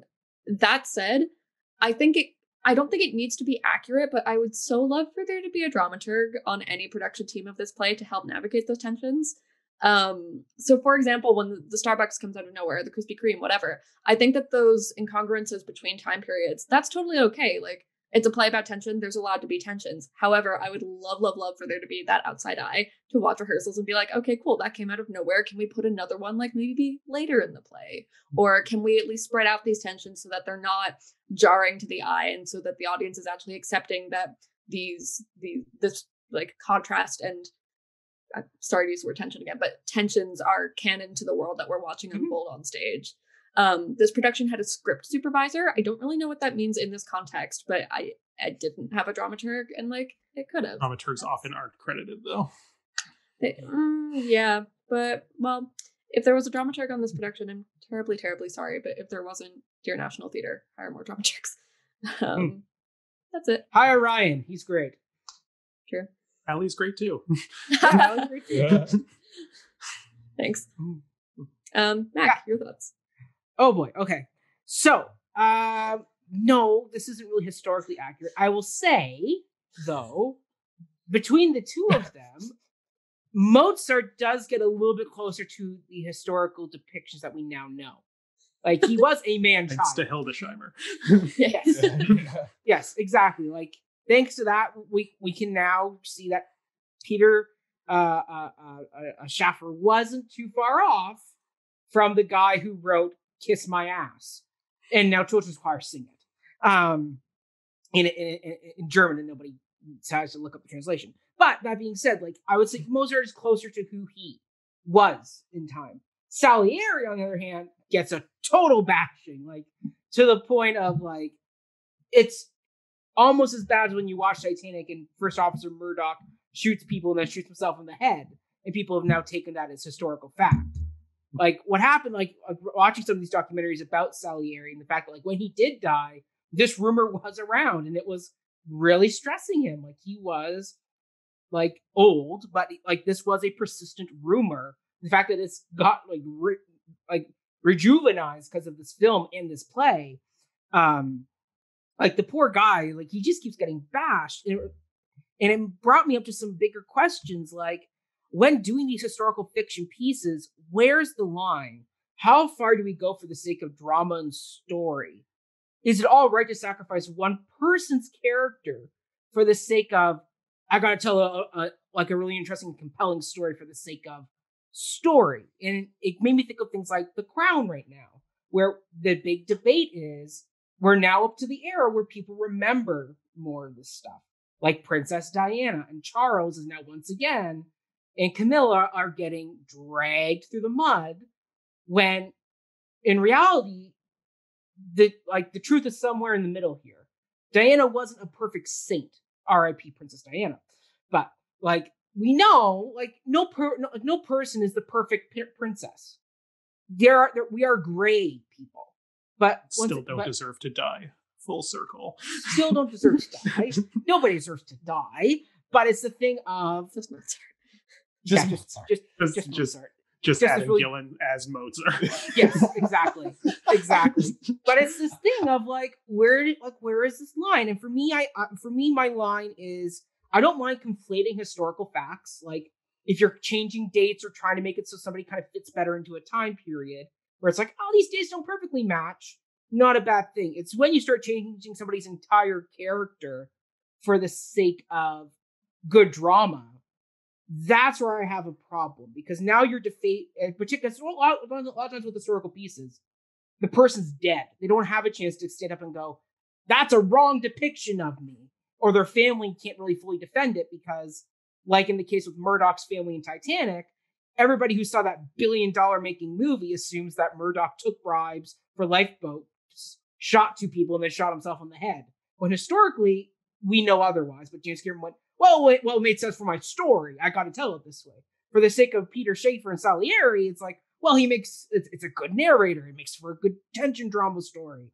And it's that thing of, and it's the same thing with Charles and Diana in The Crown, where it's like you're watching this and she's being painted in a very nice, woe is her. She was the doe caught by the hunters. Like, no blame to her. It was all Charles and Camilla who are the villains of The Crown. And it's the thing of, when you start attacking somebody's character for the sake of drama, that's where I start getting a little bit irked.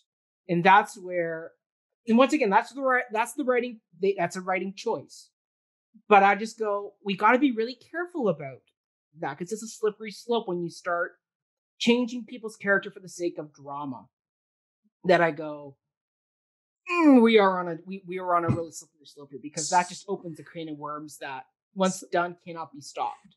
Because some thoughts here. Go, Ryan. Captain I was hoping Murdoch. You'd have thoughts. Yeah. The Captain Murdoch situation. First Officer Murdoch, not Captain Murdoch. Whatever. Sailor guy with his the gun. title. Okay, I his do title. not respect We gotta be his fair title. To him. Don't pull rank on me. No, but yes.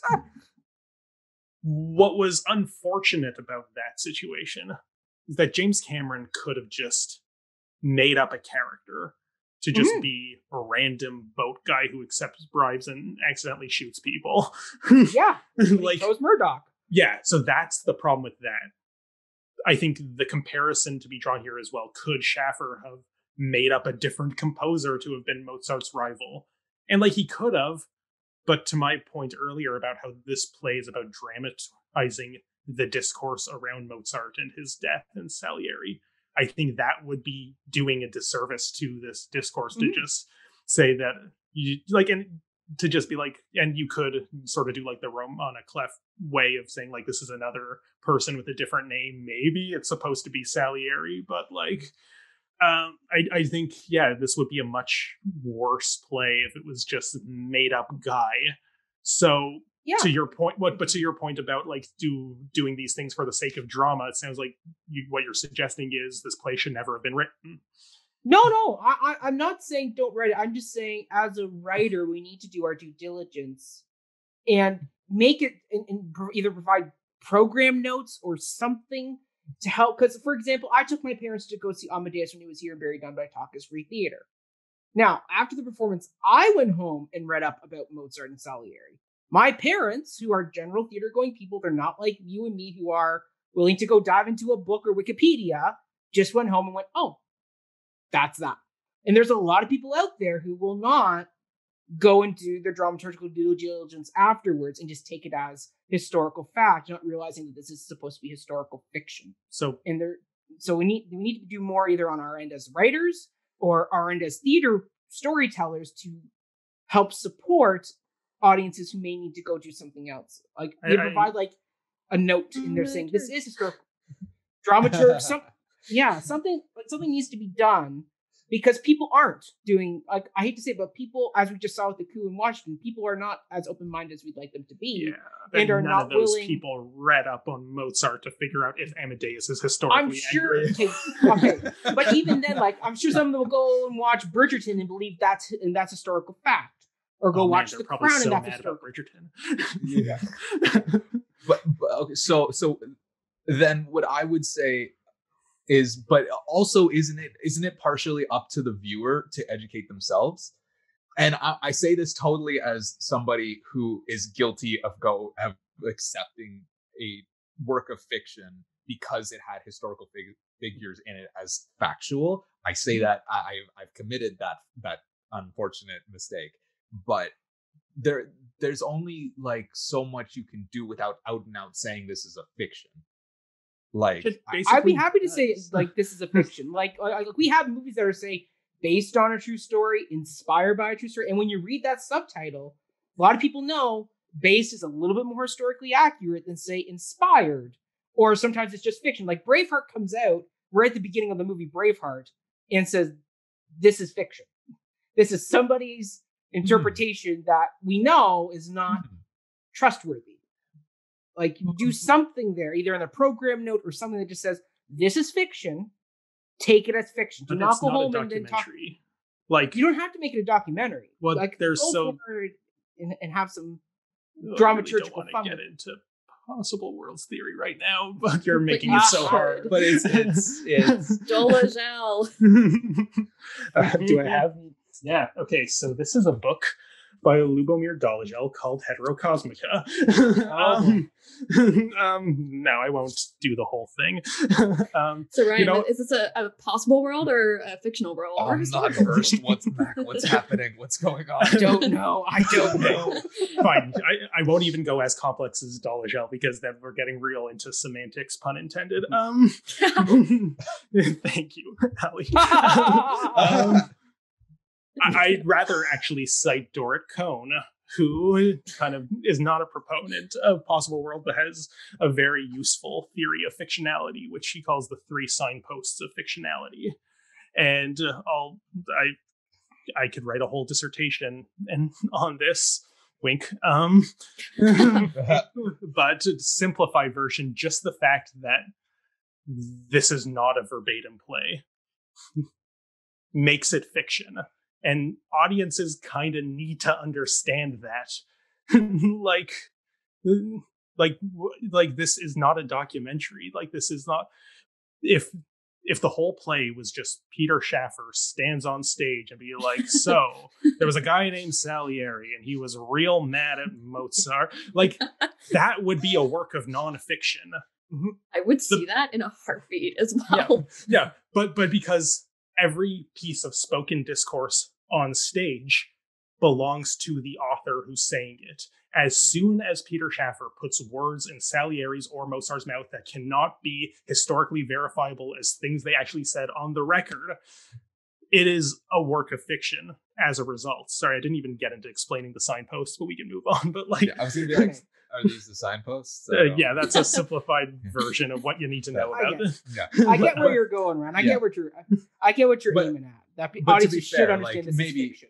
Yeah, but like at the same, yeah, I stand by. Yes, they should probably like there's enough here that you can kind of go, as you said, like there's lack of verbatim text to go like you kind of have to understand we took some liberties as to what happened here. But like I do see your point where you can kind of like even in the program you could put Amadeus, a fictional work by Peter Shaffer.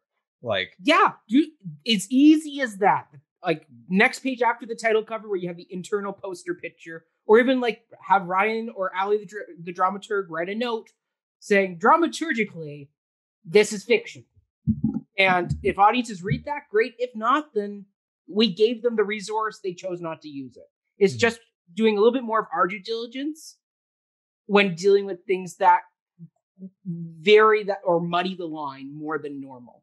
Like, it's one thing where, like, Les Mis, once again, set in a historical time period, but we know, like, during the June Rebellion, there was no Jean Valjean. There was no Marius de Pomerance. There wasn't. Right? But there was no Inspector Javert.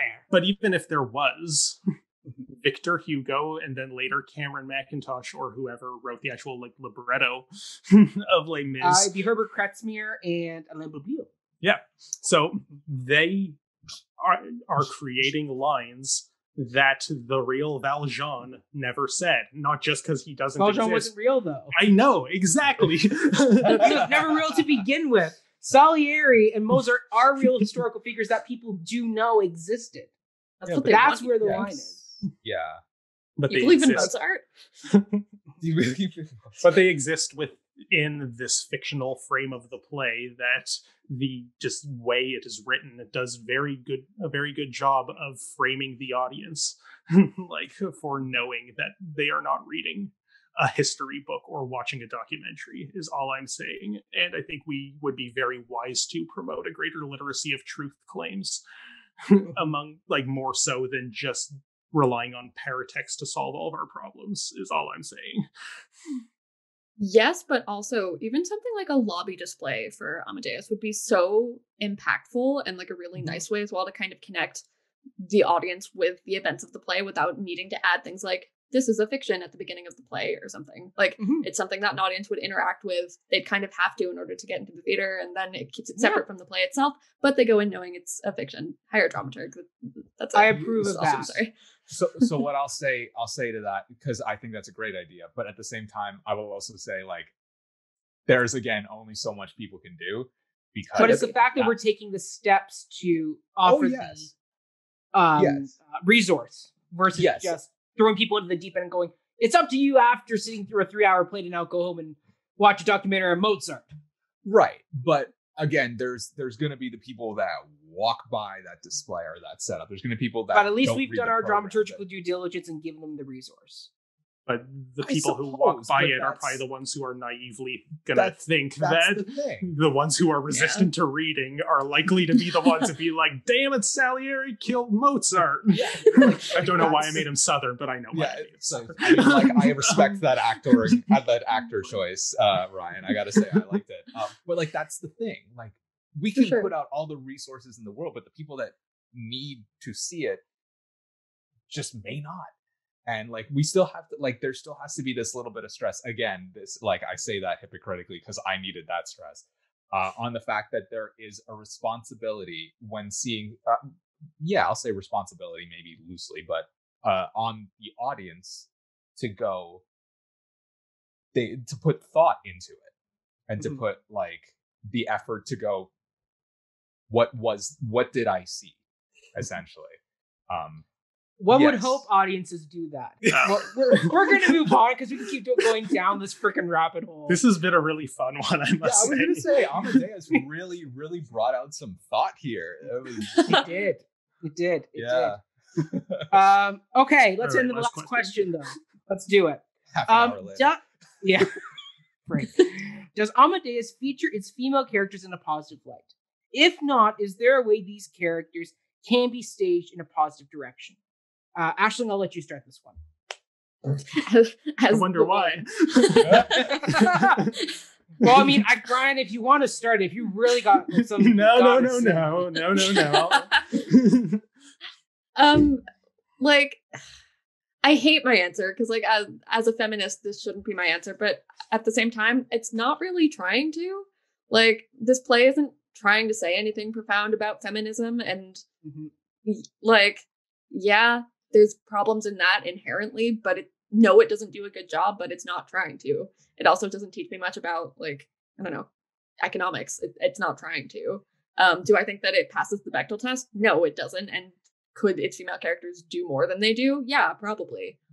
But it's not really trying to. I don't know. That's not a good answer academically, but just having watched it, I didn't necessarily leave thinking, I wonder why the female representation was the way it was. I felt more leaving it like, oh, I wish there had been more women, but also what would they have done in this story? I don't know. Not to go back to Hamilton, but it's the same kind of thing where a lot of like the female storylines in Hamilton feel a little, if not forced, like he had to dig for them to find them and their relevance to the main plot of Hamilton. And if Amadeus were to follow the same path, it might feel a little forced. So it's fine. Like, do better in the future, but it's fine. Yeah, it's just like 1776, where they found a way to shoehorn in Abigail Adams and Jefferson and Martha Jefferson for the sake of we need female characters, and if they weren't there, it'd be an entirely male show. So, yeah. And Ryan, your thoughts? Okay, so I agree, Allie, with everything you've said, so yeah, for that same reason, I don't fault the show, or I don't fault the play in general for, not doing a good job of this. I think if it was written today, no dramaturg would look at it and be like, yeah, this is probably fine. I do think this, speaking of dramaturgy though, or at least production dramaturgy, I think this production seemed to be making a concerted effort to do what it can without breaking the confines of the copyright agreement, because of course that is a factor. And I don't know about who's the executor of Shaffer's estate and how, Bacchidian they are about this, let's just say. But first of all, the character of Count Johann von Struck became Countess Johanna von Struck. So right off the bat, she still wore the Count's outfit. Yeah, but still, fashion is a gender construct, that we don't have to, rigidly stick to a binary of. But the fact that they let that character, who is traditionally male, both historically and in the original, textual version of the play, is male, and just, this is not just, like we were talking about, is it a black actor playing a white character? No, this is a female character. They refer to her with female pronouns. So, just her presence alone really partly, not a lot, but did help neutralize the sausage fest that was just 18th century Austrian court, which I don't blame Shaffer for accurately representing that, but I like that productions are willing to gender bend some of the roles and move things in that direction. Now, if she and Stanzi had a conversation, that might have been nice, and preferably about something other than a man, but we know that's not going to happen. I do think, obviously there's the big problem of Katerina, who only exists to be a sexual pawn between our two male leads. And that's not cool. I think, I have nothing more to say about that. It's just very unfortunate character that, but then going back with just the show of good faith that I think this production trying to make, the character of Stanzi in general, I really liked the way Carla Crome played the role, and she would have been my backup shout out for if I didn't go second, just had to defend Mozart's honor. But it was a worthy attempt, Ryan. Yeah, well, again, to compare to the film version, the actress who played her in the film, sorry, I had to write down her name because I didn't remember, Elizabeth Barrage. Yes. See, who was a last-minute replacement, by the way. Oh, I did not know that. Yeah, the original actress busted her Achilles tendon playing kickball with kids in the street in the Czech Republic when they were filming. That is cute. So, yeah. Okay, well, she's not in the movie, so we won't dwell on her. But Elizabeth Barrage, I think she does a great role, great job in the role. And I like how the film actually does make efforts to give her more agency in the story and make her a more active participant than she is in the play. But the portrayal, of the actress playing the role, kind of delves into manic pixie dream girl territory, just a smidge. And it works, ? Kind of, because it really sells the fact that why she likes Mozart, that she's also juvenile and they have a good rhythm together. in a way. But the way Carla Crone played it was just like, I loved her dry wit and her sarcasm and like her kind of, just she a little cockney sort of really like played into the rough and tumble, like lower class background. And the actress felt annoyed by what a thankless role she has in this story. And to me, that seemed like as good an effort as you can make without just like adding lines and subplots in terms of at least acknowledging the weird gender politics of this play. So shout outs for that, I guess. Yeah. Awesome. Andrew, your thoughts? They're not great. I also I had to kind of do a double take because I was like, they're not the So I was frustrated with my answer because it's just does it feature the characters in a positive light? And I kind of went, what character? There's one. I mean, I can never remember the character's name, which is unfortunate because Constanza. Constanza and Katerina. Okay, Constanza. Because like Constanza, that's not right. But Constanza, I liked the character. I thought she had some agency. I thought she tried her as a character. I thought she tried her best and just kind of unfortunately had to accept the way things were. But at the same time, it's like the way things weren't great in terms of gender politics. They weren't fun, and that's just kind of where the play left it. That's just kind of how it was, and it's not great. But at the same time, I don't think I think Aisling, you said it's not what the play was supposed to be. Yeah. So I kind of just went that there's one. I don't even really care about Katerina because she doesn't even talk. She sings. She sings in the film. She talks. Yes, in the film she does talk. Yeah, she sings beautifully, but I don't even really consider her a character. She's a plot device, I'd say. She's an aesthetic device, I would say. Yeah. And I just kind of went, okay, this is the story, and that's all I got. The character, the female character is portrayed okay.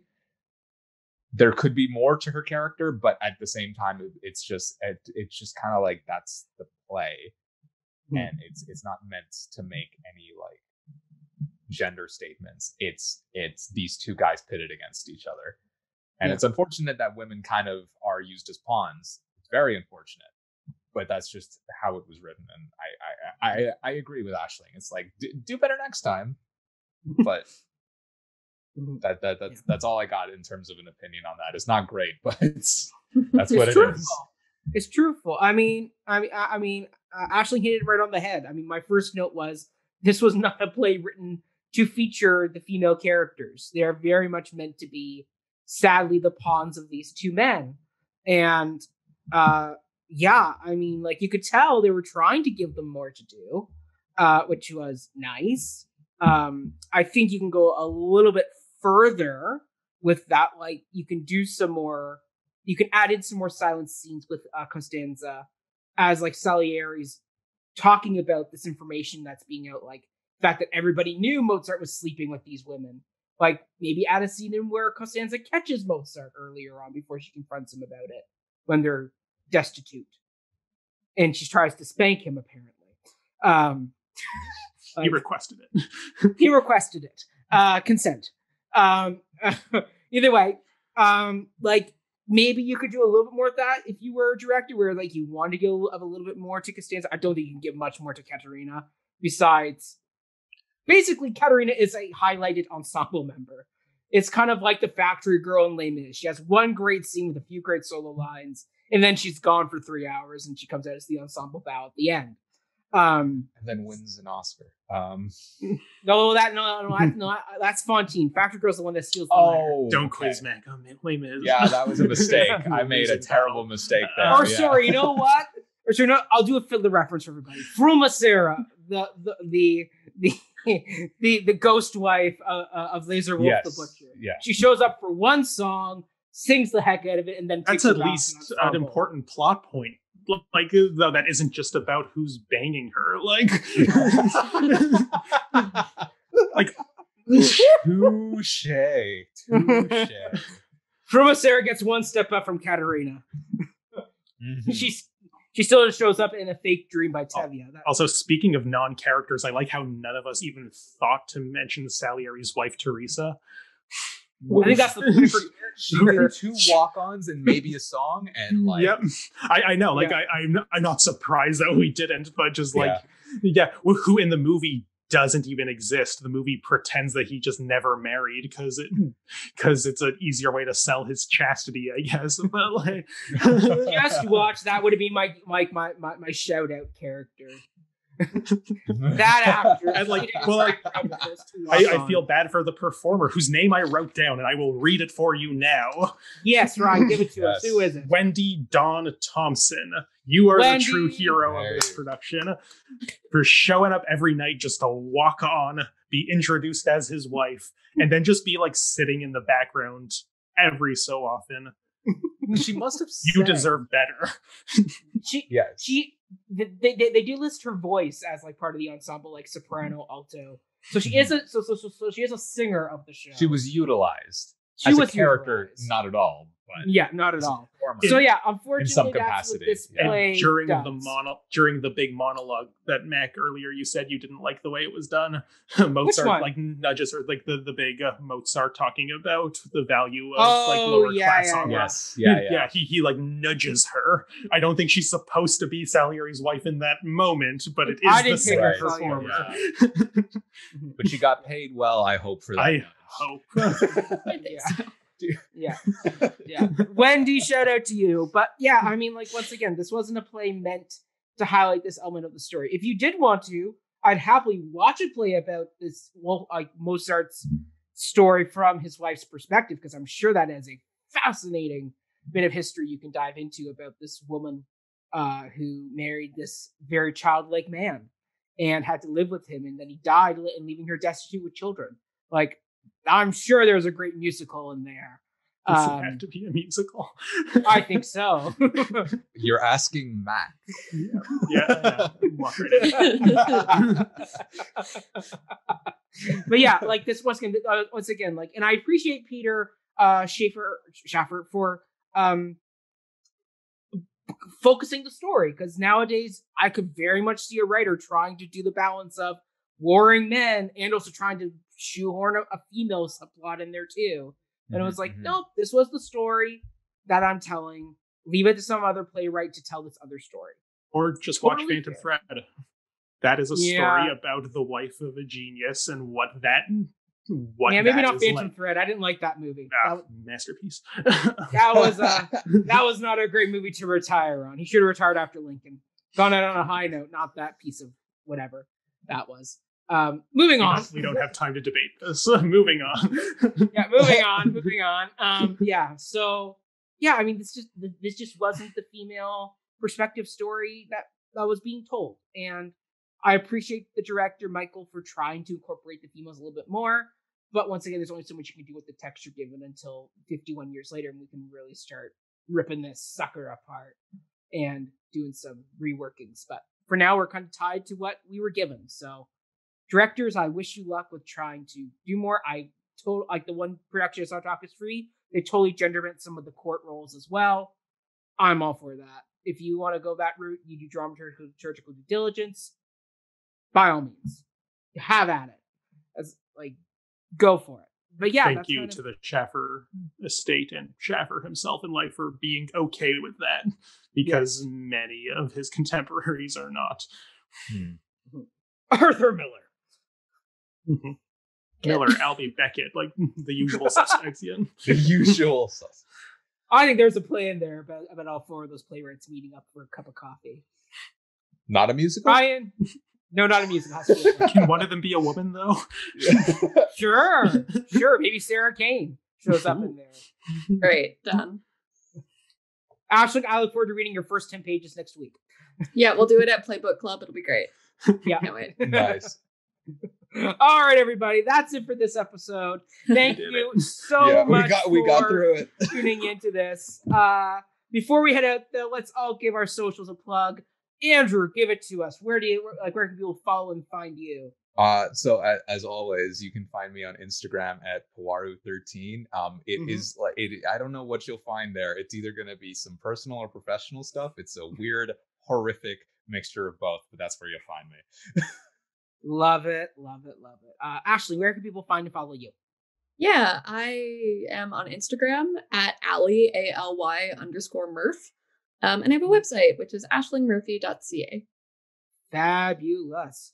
Ryan, give us that classic Ryan send-off we all love to hear. I've been thinking about this. I don't know how this became a classic thing. Like, you say that every time and I never chime in, but I think in the first episode, all the way back in King Lear, I might have just said it in a funny, blunt way, where can people find you? Well, you can't. But I don't really feel like it's I'm just not. It's a classic thing, right? You've done almost every episode. I love it. Yeah, just follow Cup of Hemlock instead of me, because literally everything I share is just Cup of Hemlock content, because prior to Cup of Hemlock existing, I just didn't share anything. So yeah, no need to follow me. I'm not important. I beg to differ. People want to hear all about that story, false world, real world thing. Well, they're not going to hear about it on social media. I don't know what to tell you. I don't. No. You need to make that you need to put that on social media somehow. That needs to be a thing. Go to TikTok. Yes. Oh my God. Yes. Yeah. TikToks of narratology lectures. I will download TikTok just to watch that. Yes, as would I, Ryan. As would I. Okay. Thank you, everybody. You can follow me at Mackenzie Horner. Look for the ginger hair profile picture. Be sure to check out our Les Mis reviews part 1 and part 2, where our general assistant Jill and I break down all 3 of the main Les Mis concerts that have come out. You can hear us Dreamcast, our dream concert. You can hear us debate Nick Jonas's performance as Marius.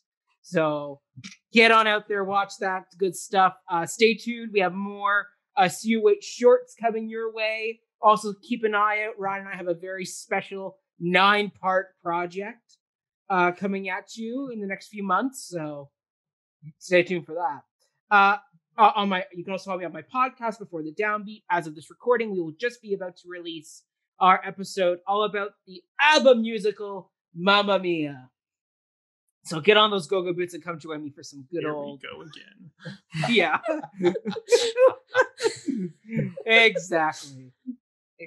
So until then, everybody, thank you so much. Stay tuned for our next review coming at you in the very near future. Until then, everybody, have a great rest of your week. Stay healthy, stay safe, and enjoy the rest of your day. Bye.